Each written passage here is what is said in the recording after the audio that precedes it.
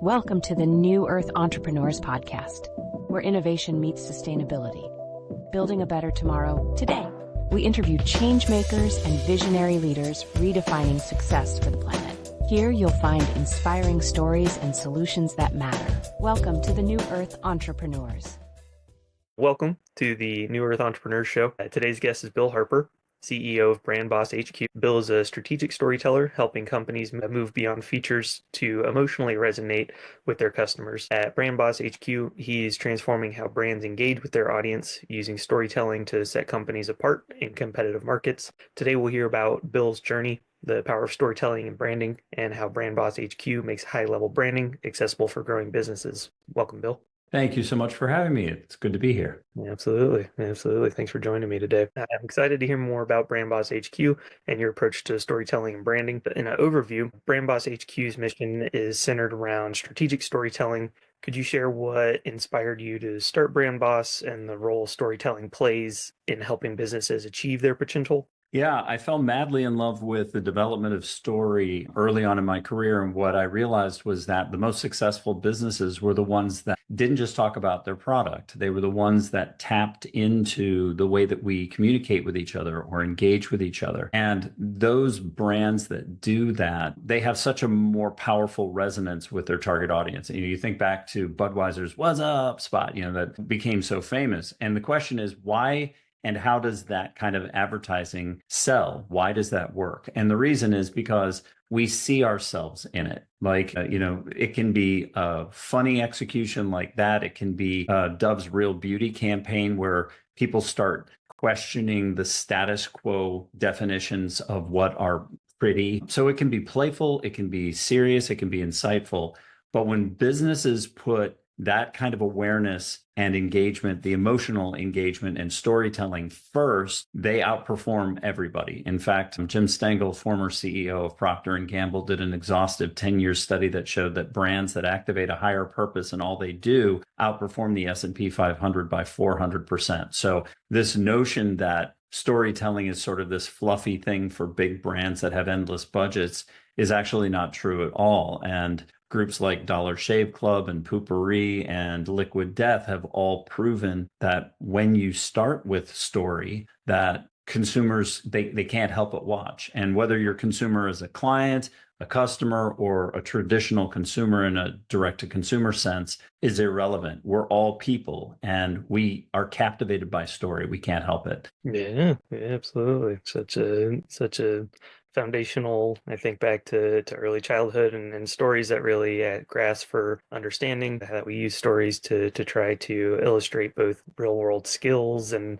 to make it engaging, to actually capture attention and have that engagement. So it makes perfect sense that going forward into companies, into products, that still it's story that's going to be engaging and actually have us captivated and wanting to offer attention to whatever it is that's being promoted. Listen, if you want better growth, tell a better story, right? Like at the end of the day, and we've got it up here on the board, no story, no glory. Businesses go out and they say, we make a better pen.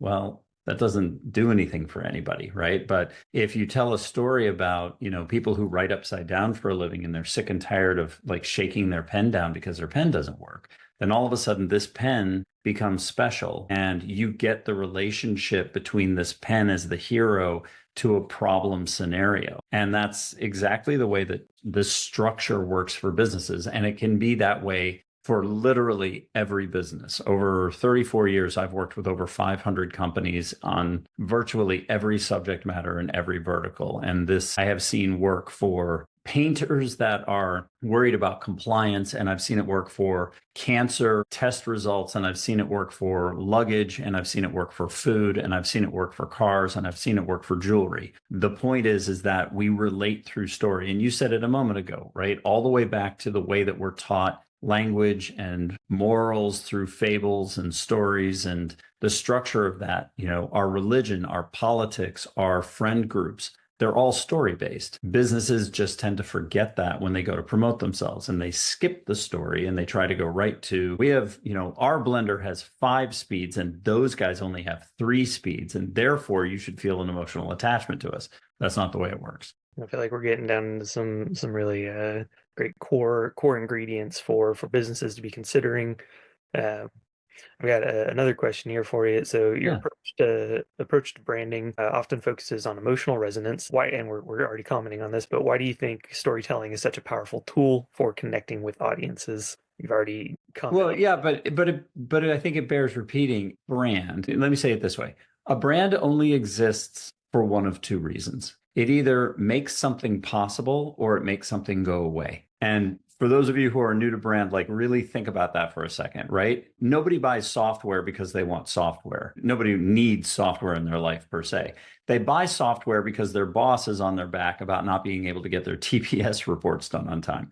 And the software promises that they can do the TPS reports in half the time, which means that their boss will start praising them instead of getting on them.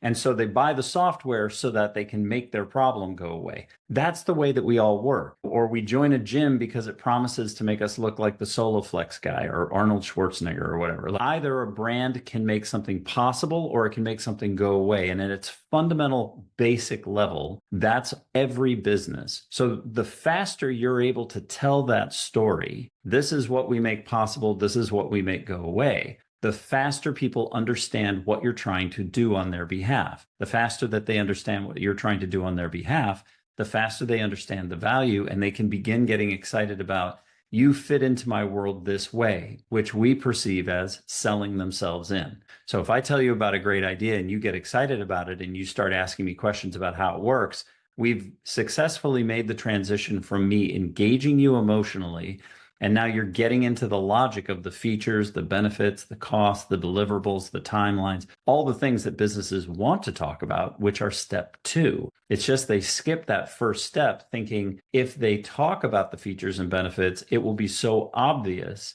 that consumers or clients or customers or whoever the target audience is will say, I see why you did that. You made this better mousetrap, so it will fix my problem.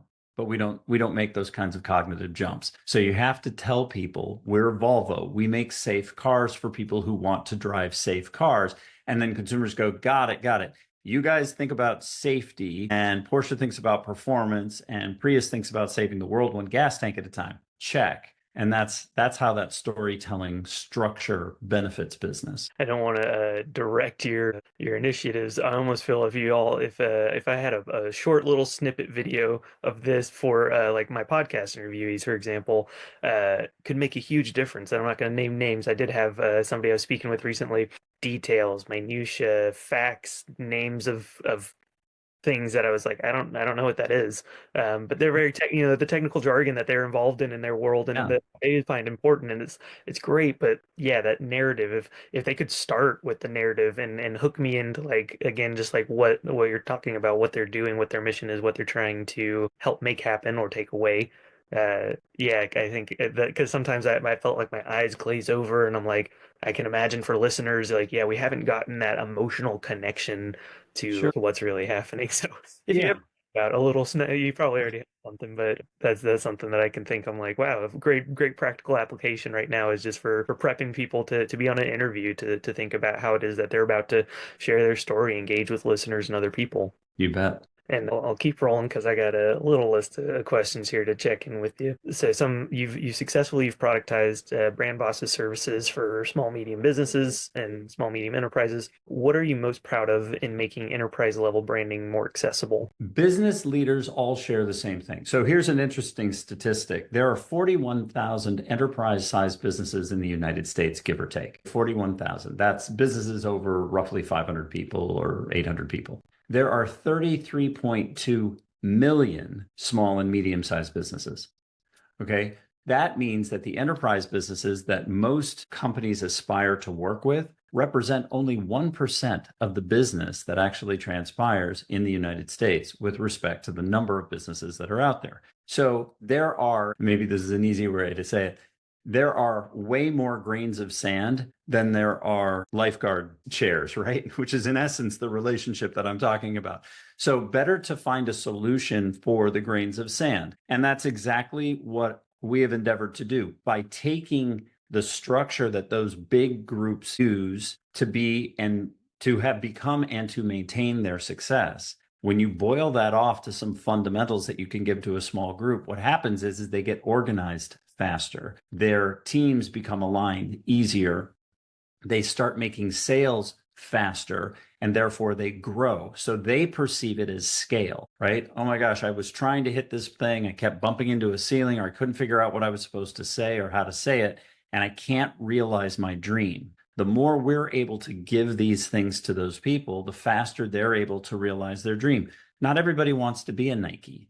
Not everybody wants to be a $46 billion company or whatever it is that they currently are. For the vast majority of people, if they have a business that can hire somebody next quarter, if they have a business that pays them $350,000 a year, if they have a business that they can sell for something towards their retirement, for them, that is domination, right? For them, they dominated getting out of the cube or, the go nowhere job or the whatever. And they created something, and that thing grew, and they felt proud of themselves and the rest of it. So to answer your question, the thing that we're most proud of is giving a set of tools to businesses that they can utilize that show a clear path forward. What really pisses me off most is people wasting each other's time, and I think business owners, small business owners, medium-sized business owners, they work a hard day, they've done their 10 or 12 hours, they go home, they're scrolling, and they're kind of looking for an advantage, and they see these things that horribly overpromise and underdeliver. And I endeavor through our agency and our team, whether they're working just with me independently or they're working with us as a full service agency, to give them these pieces they need in an expeditious way. I'm all about efficiency. If I can give you a piece of information and you can utilize it right now, then I've done my job. Or if it gives you visibility into how to structure something that's advantageous to the growth of your business, that's good. Because if I can grow your business, you're going to hire somebody. And if you hire somebody, that's one more person that's got a paycheck and food on the table and the rest of it. So going back to my grains of sand analogy, the more grains we lift, the more all of that benefits the greater community. And I think that's a worthy endeavor. Yeah, absolutely. I feel like that kind of philosophy or ideology that ties in. We were commenting or speaking earlier about this new earth entrepreneur kind of branding and how Brand Boss HQ might weave into this. And I think that kind of a rising tide lifting all boats and really just helping to empower people, that speaks beautifully to it. Yeah, it's time well spent for sure. And it's very rewarding. Yeah. And I definitely appreciate hearing too about really the potency with which trying to make use of time, not because that is such a valuable resource, attention and time, just to really actually capitalize and make use of that. Speaking of, I'll move. I got my next question. So visibility has been a challenge you've mentioned. How's leveraging social media platforms, especially TikTok, helped Brand Boss reach new markets? Yeah, visibility is profitability, but it's also connectability. That's a word I just made up. So when you think about the value of social media's greatest strength is that it puts you in front of people you would never have reached. And when I went on TikTok, I have told this story probably more times than I need to, but I went on because a gentleman that was suggesting that I go on kept saying I should go on TikTok. My impression at the time of TikTok was that it was a place for, young people to do dumb things. And I was like, I have no interest in being on this platform. And then I went on the platform and I had my mind blown when I told the tow truck story, which is kind of one of my signature stories. And a guy from Germany called and asked me if he could translate it into German. And I thought, wow, that was really flattering and that was really amazing and shows the power of TikTok. I'm suddenly talking to somebody in Germany. But then I spoke about a month later to another guy in Germany who started off the call very excitedly telling me that he and the gentleman who had translated it happened to know each other and were talking in a beer garden in Germany about me because they had both seen a video that I had done. And that really is the power, I think, of social media. I've spoken at this point to virtually every continent with, obvious frozen tundra excluded, but, we've spoken to just about every country that's there and all the way around the globe, New Zealand and Australia and Zimbabwe one afternoon, and certainly, Ireland and London and the Middle East. And I would never have been able to connect with those people had I not had a platform to be able to do it. What you realize very quickly is no matter how loud your trumpet is, the stage is much bigger than your ability to speak. The 150,000 people or so that follow me on TikTok isn't even a rounding error when you consider the 7+ billion people that are alive on the face of the planet. So, the more visibility you can get and the more connection that you can make, the more opportunity there is for somebody to say to somebody else, hey, you should either see this person or talk to this person or work with this business. This device that we all have in our pockets is a free media platform, and you have endless opportunity to go on and talk to the world and have them engage back with you. And I find that to be remarkable. Yeah, absolutely. Rabbit holes I'll detour away from for the time being around social media and connection. I'll have to try to find, if I can, or if you link me to the tow truck story, I can put that in the show notes. Yeah, for sure. The tow truck story is a fun one.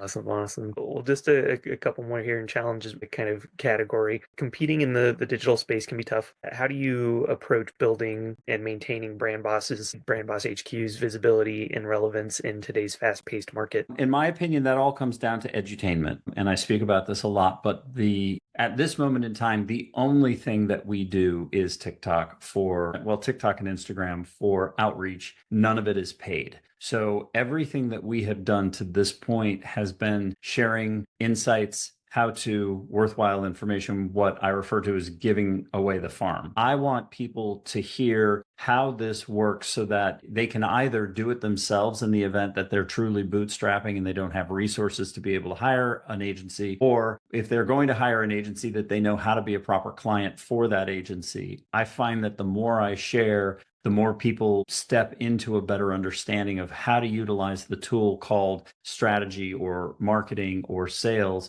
and it benefits them. So I feel that the more that any of us can share on that, the better it is for the recipient and the faster the adoption. Wonderful. And many brands struggle with differentiating themselves. What advice would you give businesses on standing out through storytelling? Number one, pick your one thing. You can't be all things to all people. Volvo just sells safety. Porsche just sells performance. Mercedes just sells luxury. These are not innovative concepts. They're not new concepts. What they've done is they've eked out one island of promise, and that's the island that they own. Does that mean that a Volvo doesn't perform well? No. Does it mean that a Mercedes isn't safe? No. What it means is that's what the brand leads with, and their tonality and everything else is a decision that comes off of it. If you are Eddie Murphy one day and Meryl Streep the next day and Robin Williams the day after that, your target audience gets confused about who are you and what you're trying to be. The consistency that large brands utilize, McDonald's, I'm loving it, is the same every time. Nike's Just Do It is the same every single time. And that breeds familiarity, and the tonality that they choose sounds the same. So like a friend, each time you come in contact with that brand, you're at the same place with the same person. This has been a tremendous opportunity to share some of what makes me passionate, and I certainly hope that it has benefited your audience. So thank you so much for the opportunity. Absolutely. I'll make sure to link to Brand Boss HQ's platform so that people can check you out further, learn more, follow you on social media. I appreciate your time and what you shared. I really do feel that engagement and really appreciate that you're embodying what it is that you're sharing. Thank you so very much. Have a great afternoon. Absolutely. You too, Bill. Take care. Bye.